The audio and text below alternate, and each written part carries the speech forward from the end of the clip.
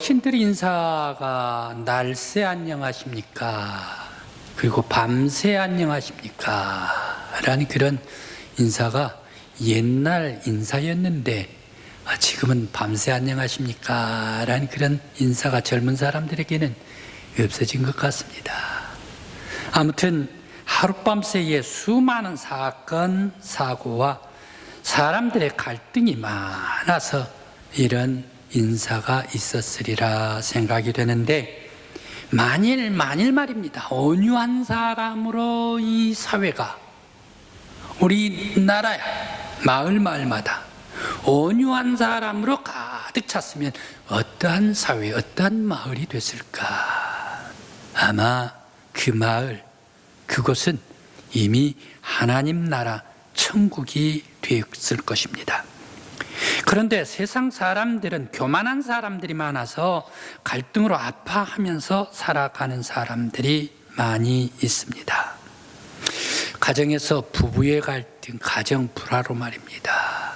그러면서 서로 싸우고 찢고 때리고 그리고 아파하고 참 무겁습니다. 그러면서 학교도 학폭이 많이 있습니다. 그래서 그러는지 더 글로리 바로 이 어렸을 때에 학교 다니다가 학폭을 당해가지고 성장했는데, 성장한 그 사람이 자기를 린치를 가했던 그 친구들 하나씩 둘씩 복수해 주는데, 그 복수가 너무너무 통쾌해서 그랬던지 우리 한국의 많은 사람들이 그 드라마를 많이 봤다라고 얘기를 합니다. 학폭입니다. 당하는 사람은 얼마나 마음이 아픕니까? 또 지역의 갈등입니다. 사람들이 공기를 마시면서 태어날 때에 내가 어느 공기를 마셨느냐라고 태어나면 그 사람이 돼가지고 서로들 그 지역에서 갈등이 일어나게 됩니다. 숨쉬고 태어났는데 자기는 모른데 말입니다. 그쪽 숨을 쉬어서 태어났기 때문에 서로 갈등이 되어지는 것이 지역 갈등이다. 또 보역 갈등이 있습니다. 보수냐 진보냐로 둘로 나뉘어서 갈등을 합니다. 참 사회가 아픕니다. 그리고 종교와 민족의 갈등이 있습니다. 여러분들은 아실런지 모르겠습니다만 저 중동 지역에 쿠르드족이라는 족이 있습니다. 그 족은 민족이 얼마나 많은가? 바로 2,500만 명이 되는 사람들이 이 쿠르드족입니다. 2,500만 명이면 가늠이 안 갈는지 모르겠습니다만 우리 대한민국이 5,100만 명, 그러니까 딱 절반이 쿠르드족의 족속입니다. 그런데 그 나라는 국가가 없어요. 땅이 없기 때문에 국가를 세우지를 못했습니다. 그러면서 터키 지역의 국경지역, 시리아의 국경지역, 이라크의 국경지역, 이리 쏠리고 저리 치고 이리 치고 저리 치면서 살아가는 사람들이 바로 이 쿠르드족입니다. 그런데 바로 이 중동 지역의 모든 그러한 국가들은 어떤 국가입니까? 이슬람 국가 아닙니까? 중동 지역 국가는 말입니다. 모두가 다 이슬람 국가예요. 시아파이든지 아니면 수니파든지 두 파 중에 하나예요. 그런데 이 쿠르드족은 어떤 사람들입니까? 이슬람 사람이 아니에요. 이슬람 사람이 어떤 사람입니까? 기독교인입니다. 기독교인. 그렇게 되기 때문에 중동은 다 이슬람 믿는데 거기 쿠르드족만 예수를 믿는 족속이. 그러니까 이 사람들한테 땅을 주지를 않는 거예요. 그래 이리 피하고 저리 피하고 쫓겨다니면서 이리저리 치우면서 다닌다라는 얘기죠. 그래서 터키 국경지역, 시리아 국경지역, 이라크 국경지역, 그러면서 그 사람들이 적으로 IS가 가장 소탕해버려야 할 첫 번째 사람들이 쿠르드족이었다라는 사실입니다. 바로 이 민족과 국가가, 종교와 민족이 갈등하면서 아파하고 있는 사람들이 있습니다. 전쟁 속에서 갈등을 합니다. 우크라이나 그리고 러시아 전쟁을 하고 있는데 가장 큰 이유는 무엇인가? 러시아, 우크라이나. 여러분들이 지금 우크라이나가 점점 이겨갑니다라고 이런 뉴스를 들었는지 모르겠습니다만 저는 러시아가 이겼지 지금 우크라이나가 이겼다라는 얘기를 할 수가 없습니다. 객관적으로 볼 때 말입니다. 왜 그렇습니까? 우크라이나 땅을 러시아가 침범해 들어와 버렸어요. 그러니까 도네츠크, 루안스크 그러면서 바로 이 지역에 하르키우, 키우까지 공격에 들어옵니다. 그러다가 키우는 공격에서 들어가지를 못하고 그 루안스크, 돈바스 이 지역을 전부 다 먹어치워버리고 말았지 않습니까? 바로 이것이 어떻게 우크라이나가 이겼다고 봅니까? 만약 우크라이나가 이긴 전쟁이라면 어떻게 돼야 됩니까? 러시아 국경이 있는데 러시아 국경을 밀고 들어가서 침공을 해야 우크라이나가 이긴 거 아닙니까? 바로 이 우크라이나와 러시아의 전쟁입니다.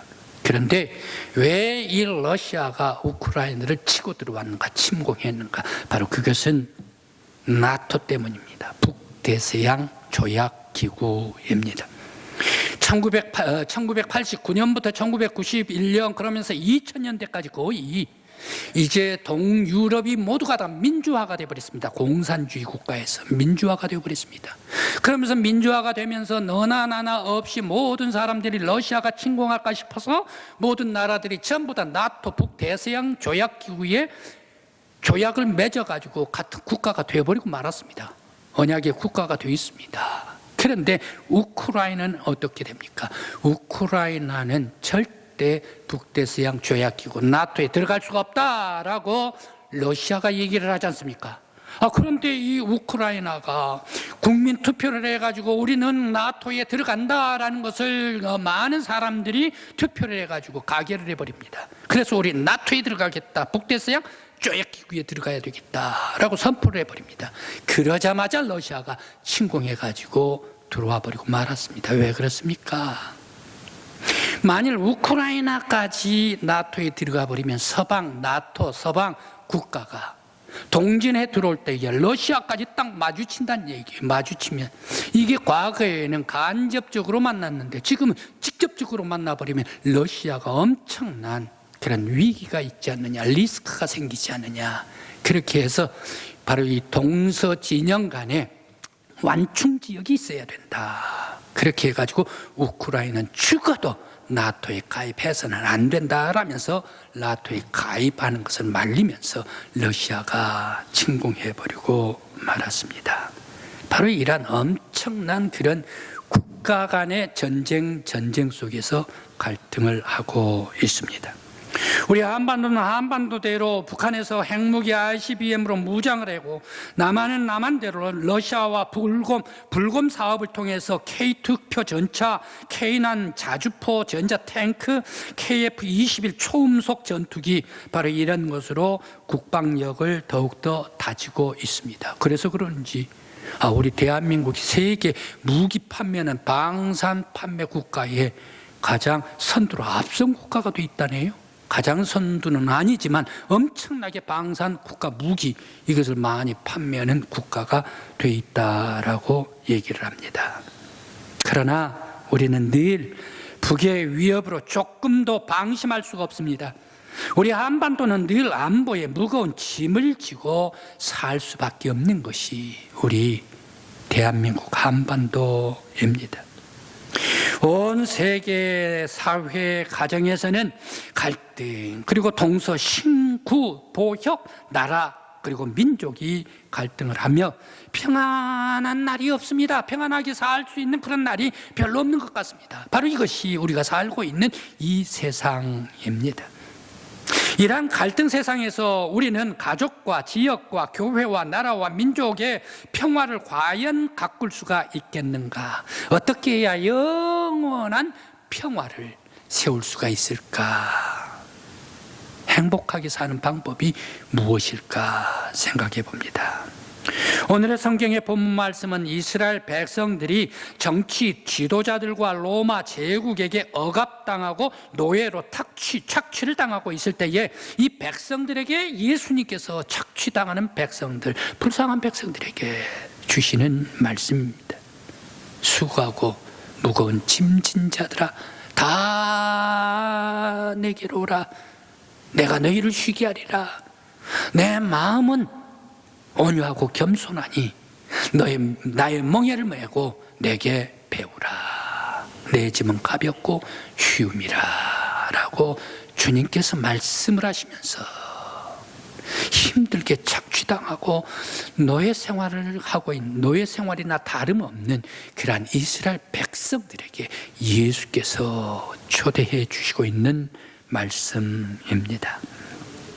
왜 예수님은 이스라엘 백성들, 수고하고 무거운 짐진 자들에게 내게 오라라고 부르셨을까? 왜 억압받고 있는 백성들에게 내게 오라라고 부르셨을까 생각해 봅니다. 그리고 왜 주님은 백성들에게 오라라고 하시면서 나는 마음이 온유하고 겸손하니 내 멍에를 메고 내게 배우라라고 말씀을 하실까요? 사실 멍에는 짐 아닙니까? 속박당하는 짐, 무거운 목에 매는 짐 아닙니까? 이 멍에를 매면 맬수록 부자유스럽고 또 짐이기 때문에 매면 맬수록 더욱더 오래 매면 맬수록 더욱더 고통스러운 것이 바로 이 멍에입니다. 그래서 많은 사람들은 가정에 짐 멍에도 있고 또 회사에 스트레스도 받고 교회에서 갈등도 있고 또 시민들로서 짐을 져야 하는 것도 있고 또 많은 사람들이 사회적으로 져야 하는 그런 짐들도 많이 있어 모든 것을 져 나갈 때 무거워 죽겠는데 왜 예수님께서는 내 멍에까지 매라 라고 주님께서 말씀을 하고 계실까요? 예수님의 멍에까지 사람들에게 매게 해서 성도들을 고사시켜 버리려고 내 멍에까지 매라 라고 이렇게 말씀을 하셨을까? 왜 백성들에게 내 멍에를 메고 내게 배우라 라고 말씀을 하셨을까 생각해 봅니다. 먼저 내게 오라라고 말씀하신 것은 예수님께서 세상에서 힘들게 살아가는 약한 사람들에게 진정한 쉼과 안식을 허락하여 주시기 위하여 내게 오라라고 부르십니다. 또 로마 군인 정치인들 그리고 성전 지도자들 그리고 또 세리들에게 이리저리 치는 백성들, 그 백성들을 위로하기 위해서 내게 오라라고 부르시고 계십니다. 거기에다가 병까지 얻어서 나락으로 떨어져 가지고 백성들이 절망으로 나아가고 있는데 이 절망의 백성들을 불쌍히 여기시고 구원시켜 주시기 위해서 내게 오라라고 주님께서 말씀하십니다. 또 주님께서 마음이 온유하고 겸손하니 나의 멍에를 메고 배우라라는 그런 말씀은 어떤 말씀입니까? 세상의 짐, 세상의 멍에는 매면 맬수록 부자유스럽고 매면 맬수록 힘들고 매면 맬수록 무겁고 지치는 것이 세상의 짐과 멍에입니다.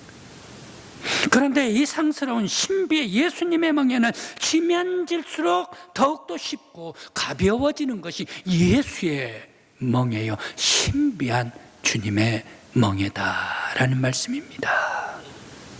또 인생의 무거운 짐을 이길 수 있는 길은 오직 예수밖에 없기 때문에 내게 오라라고 말씀하십니다.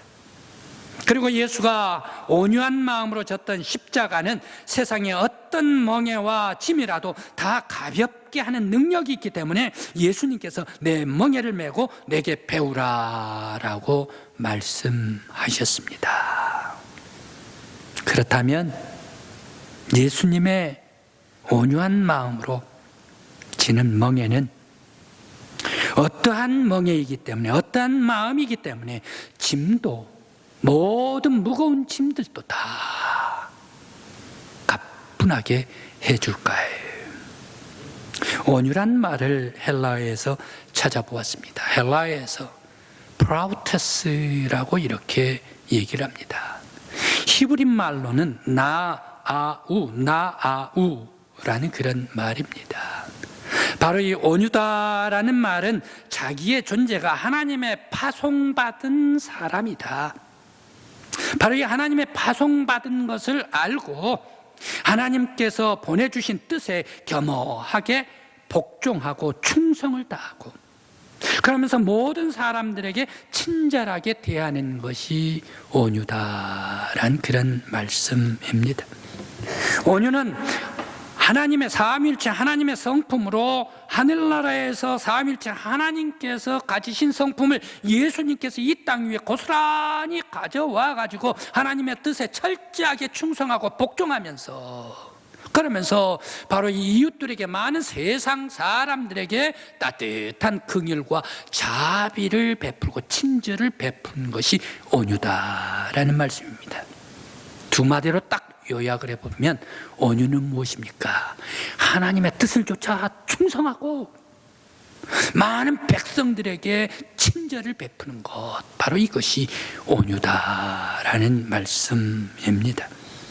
오늘 우리 믿음의 성도 여러분, 여러분들도 예수처럼 온유한 성도들 되시길 간절히 기원합니다. 믿음으로 하나님 앞에 충성을 다하고 우리와 더불어 함께 사는 모든 믿음의 성도들과 이웃들, 하나님께서 내신 사람들이 아닌가, 하나님의 사랑받는 사람들이 아닌가, 바로 그 이웃들을 친절하게 긍휼과 자비를 베푸는 여러분들이 되시길 간절히 기원합니다.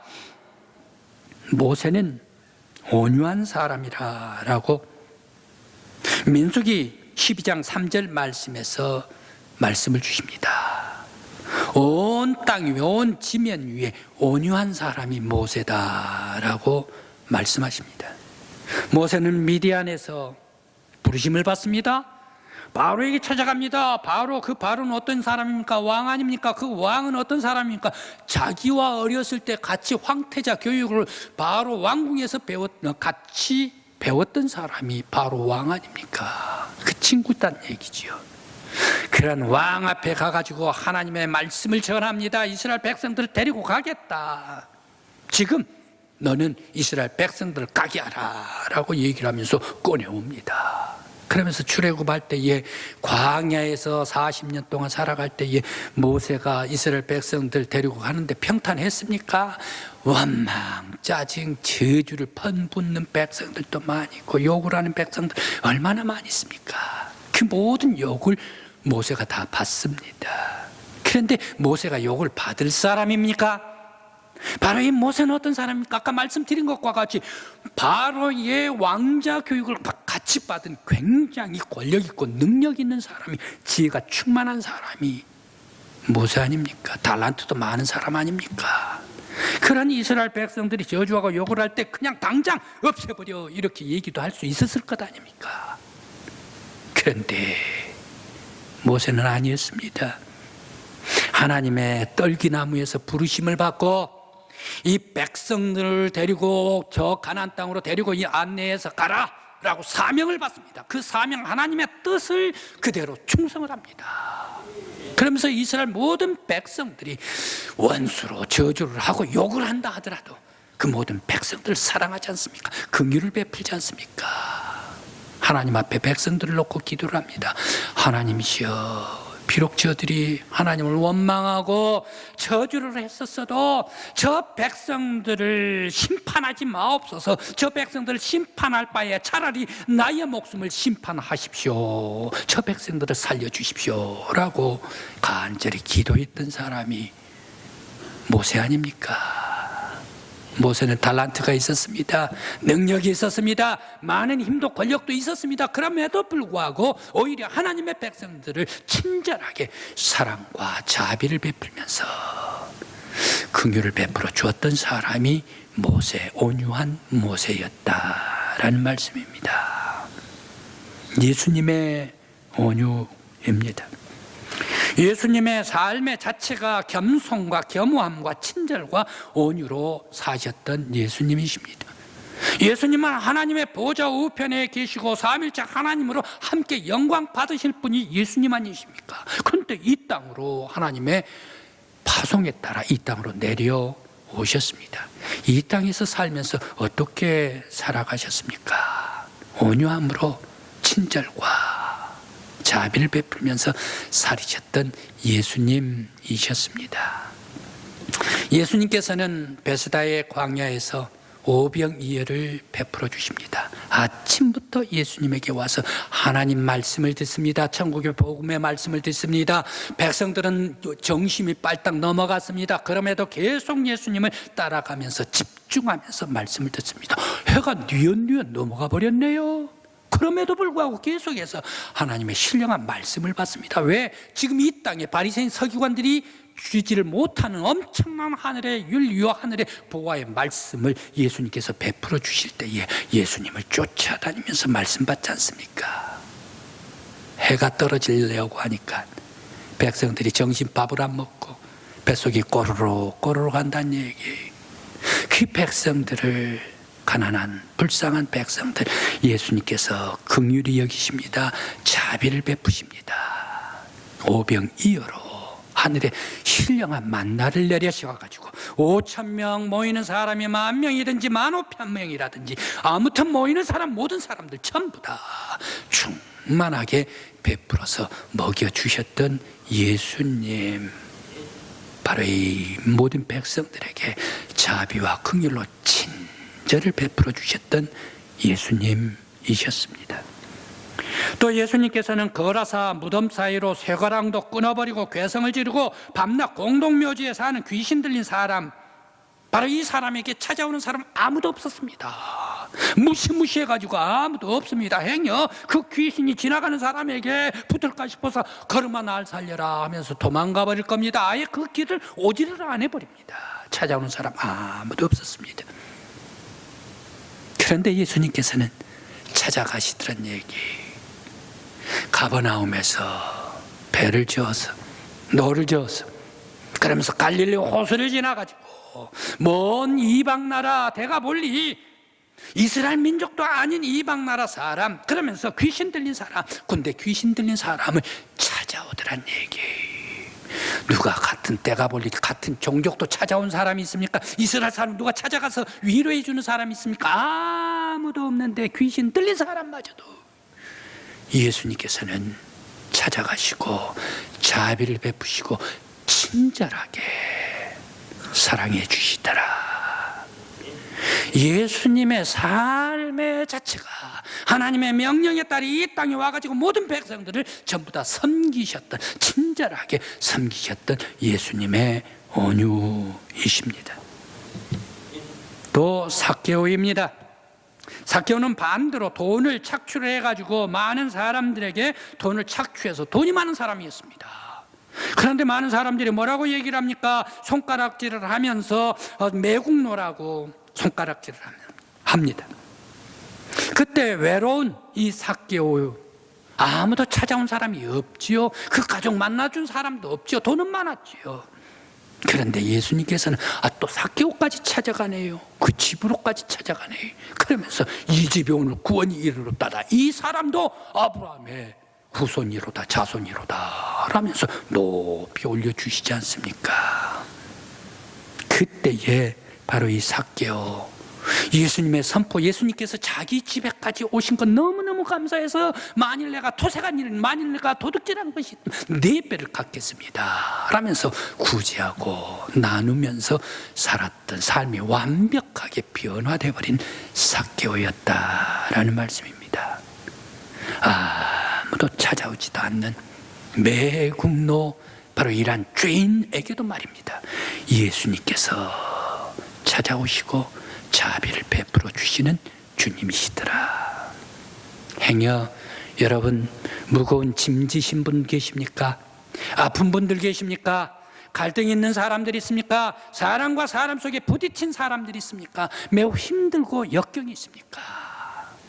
세상에 저 대가볼리까지 찾아가신 예수님, 삭개오까지 만나주신 예수님, 오병이의 기적으로 역사해 주신 예수님께서 우리 강국교회 성도들 여러분들의 무거운 짐도 다 져주실 줄 믿습니다. 찾아와 주실 줄 믿습니다. 주님의 평화와 주님의 사랑과 주님의 긍휼과 온유가 충만한 여러분들 되시기를 간절히 기원합니다. 예수님의 최고의 온유는 십자가에 있더라라는 말씀입니다. 아니 목사님 온유하고 십자가하고 무슨 상관이 있습니까? 그래도 예수님의 최고의 온유의 절정은 십자가에 있더라라는 그런 말씀입니다. 예수님께서 십자가에 달리시기 전날 밤 겟세마네에서 기도를 올리셨습니다. 아버지여, 할 수 있거든 이 잔을 내게서 옮겨 주시옵소서. 그러나 내 뜻대로 마옵시고 아버지의 뜻대로 하옵소서라고 기도했습니다. 예수님은 자신이 희생되어서 피를 흘리고 죽는 한이 있더라도 하나님의 뜻에 철저하게 충성하며 복종했던 예수님이시다라는 말씀입니다. 뿐만 아니라 주님은 엘리 엘리 라마 사박다니 살이 찢겨지고 태양이 장렬해가지고 숨을 쉴 수가 없어도 고통을 당하며 죽어가면서까지 죄인들 사람들 때문에 내가 죽는다라고 사람들에게 원망하지 않더란 얘기예요. 오히려 끝까지 죄인들에게 무한한 자비와 긍휼을 베풀어서 용서해 주신 예수님이시더라. 모든 피와 물을 다 쏟으며 끝까지 인내하시면서 희생을 당하신 예수님, 바로 이 예수님의 엄청난 온유함으로 말미암아 십자가의 멍에를 매실 때에 사탄은 물러갔습니다. 죄인들의 무거운 죄짐은 벗겨졌습니다. 병고와 고통은 치료가 되고 이 땅에 평화가 내려오고 하나님 나라가 이루어지더라라는 말씀입니다. 예수님의 철저한 하나님의 충성, 십자가 찢기기까지 우리 모든 죄인들을 위해서 다 흘려주신 예수 그리스도의 자비와 긍휼, 바로 이 믿음의 신앙의 열정으로 십자가를 질 때에 마귀는 물러가고 병고는 다 치료되고 무거운 죄짐은 전부 다 녹아지고 하나님 나라와 평화와 긍휼이 임하더라. 오늘 성도 여러분, 바로 이 십자가 예수 그리스도의 능력의 은혜가 여러분들 가정 위에도 함께 하시기 바랍니다. 갈등 있는 가정, 갈등 있는 이 사회, 갈등 있는 여러분들의 직장 위에 함께 하시길 간절히 기원합니다. 아파하는 성도 여러분들 위해 함께 하시길 간절히 기원합니다. 예수님은 무한한 온유함으로 우리들에게 용서해 주셨듯이 우리도 인내와 믿음으로 바로 이 온유한 멍에를 지고 먼저 내가 거룩한 하나님의 사람으로 변화가 되고 또 세상까지 변화시킬 수 있는 하나님의 사람들이 되시기를 간절히 기원합니다. 여러분들이 예수의 십자가의 멍에를 지고 가는 곳곳마다 평화가 있고 예수 그리스도의 온유한 자비의 이 자비하고 긍휼의 따뜻한 십자가의 멍에를 지고 가는 곳곳마다 그 속에 평화가 있고 은혜가 있고 하나님 나라가 임하시길 간절히 기원합니다. 초대교회 모든 사도들은 다 예수의 온유함을 배워가지고 자기 십자가를 지고 세상으로 달려갔습니다. 여러분, 온유라고 얘기를 하니까 굉장히 유약하다, 약하다, 좀 부족하다 이렇게 단어의 뜻을 생각을 하고 있는데 절대 아닙니다. 온유는 무엇입니까? 굉장히 강자란 얘기예요. 모세 엄청나게 강자 아닙니까? 예수 하나님의 보좌까지 영광 받으실 강자 아닙니까? 엄청난 달란트가 있다는 얘기. 그런 엄청난 강인한 달란트가 있음에도 불구하고 하나님께서 명령해 주시니 하나님께 충성함으로 말미암아 이웃들, 많은 사람들, 그 사람들도 하나님의 사랑받아야 할 사람들이다. 그 사람들에게 자비와 긍휼과 친절하게 대하라. 강자이지만 겸허하게 친절을 베푸는 것이 온유다라는 말씀입니다. 세상에 많은 사람들은 권력 있으면 어떻습니까? 높은 직급 있고 돈 있으면 어떻습니까? 어깨 쫙 올리죠. 그러면서 내가 강하다라고 하면서 모든 사람들을 나를 섬겨라, 우러러봐라 라고 하는 게가 일반적인 세상 사람들이요, 권력 지향적인 사람들이요, 정치 지향적인 사람들 아닙니까? 그런데 온유한 사람은 어떻습니까? 그 사람들과 같이 강해요. 강력함이 있어요. 달란트가 있어요. 많은 달란트, 많은 그러한 은혜를 받은 사람들이 이 많은 달란트를 받았으면 그 많은 달란트 가지고 어떻게 해야 하는가? 온유함은 말입니다. 그것 가지고 내가 약한 자 섬겨버려. 그 많은 달란트를 가지고 부족한 사람들을 받들어버려. 하나님께서 주신 엄청난 축복을 가지고 많은 사람들에게 친절하게 베푸는 사람이 온유한 사람이다. 성도 여러분, 여러분의 손에 여러분의 삶에 달란트를 주셨습니까? 하나님께서 이 주신 달란트 가지고 사람들에게 친절하게, 이웃들에게 따뜻하게 다가갈 수 있는 예수의 온유한 사람, 여러분들 되시길 간절히 기원합니다.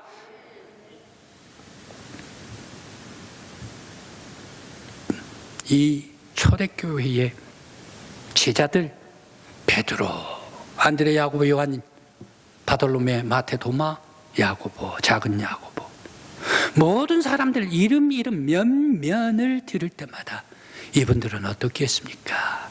예수의 온유한 마음을 배웠습니다. 예수님께서 날 따라오려면 자기 십자가 치고 날 따라와. 예수의 자기의 멍에를, 자기 십자가를 지고 주님께서 가라라는 곳에 달려갑니다. 달려가는 곳곳마다 복음이 떨어지는, 그들 통하여 복음이 떨어지는 곳곳마다 하나님 나라가 임하더라라는 말씀입니다. 훌륭한 믿음의 사람들입니다. 그 중에 바울을 우리는 볼 수 있습니다. 바울은 특별한 사역을 했습니다. 아직 예수의 영이 그에게 임하지를 아니할 때에 그는 어떤 성품이었습니까? 거칠고 포악하고 사람이 말릴 수 없는 사람, 죄 없는 사람을 피해를 주고 당짓고 분쟁을 하고 분열하고 조장했던 사람, 율법을 수호하기 위해서 살아있는 사람을 돌로 쳐서 죽이는 냉혈 인간이 사울 아니었습니까? 아직 부활의 예수의 영이 임하지 아니할 때입니다. 그런 사울에게 부활의 영, 성령님께서 그에게 임할 때에 그는 복음의 사람이 되었습니다. 하나님께 충성한 사람이 되었습니다. 예수의 온유한 사람이 되었습니다. 예수의 온유함을 배웠습니다.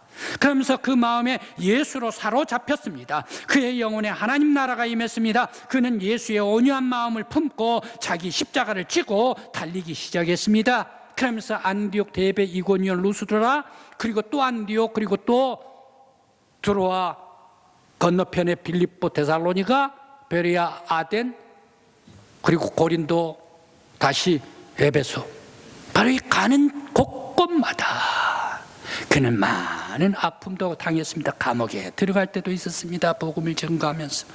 그러면서 퇴장으로 40대까지 맞아가지고 하나 감해줍니다. 40대 맞으면 죽는 거고 똑같답니다. 그래 하나를 감했답니다. 그걸 5번씩이나 맞았답니다. 가다가 폐가 파손해버립니다.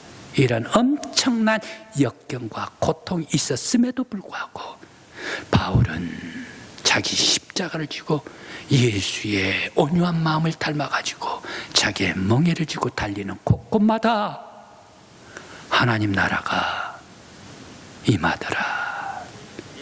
성도 여러분, 우리들도 예수의 온유한 마음을 품으십시다. 강국교회 모든 성도 여러분, 예수의 온유하고 예수의 자비와 긍휼한 마음을 품는 여러분들 되시길 바랍니다.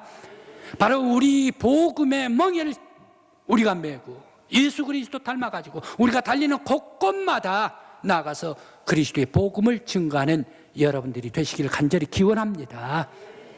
바울은 바로 이 예수의 온유한 마음 품고 자기의 멍에를 지고 달리는 곳곳마다 하나님 나라가 임할 때에 그 엄청난 옛날의 사울, 옛날의 죄의 모습 다 녹아져 버리더란 얘기, 모든 죄짐들이 다, 무거운 죄짐들이 가벼워져 버리더란 얘기, 예수의 은혜가 바울을 감쌌기 때문인 줄 믿습니다. 성도 여러분, 우리들도 예수님께서 주신 바로 이 멍에를 메고 온유함으로 겸허함으로 달려나갈 때에, 예수께서 벗겨주실 때에 우리들의 무거운 짐들이 다 벗겨지고 우리의 모든 죄짐들이 다 벗겨지고 솜털보다 더 가벼운 예수의 은혜로 충만한 우리 성도들 되시기를 간절히 기원합니다.